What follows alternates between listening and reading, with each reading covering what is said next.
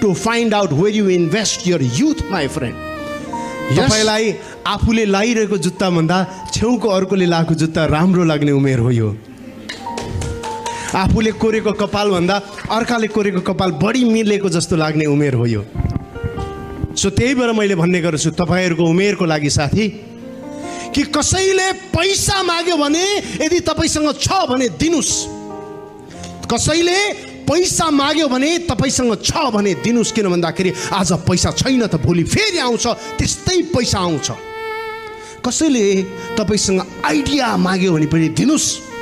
किन भन्दाखेरि यस्तो आइडिया तपाईको जीवनमा फेरि फेरि आउन सक्छ। तर यो उमेरको मान्छेले कसैले, मैले फेरि रिपिट गरे, कसैले पैसा माग्छ भने दिनुस्। किन भन्दाखेरि तपाईसँग भएको पैसा आज छैन त फेरि भोलि आउन सक्छ।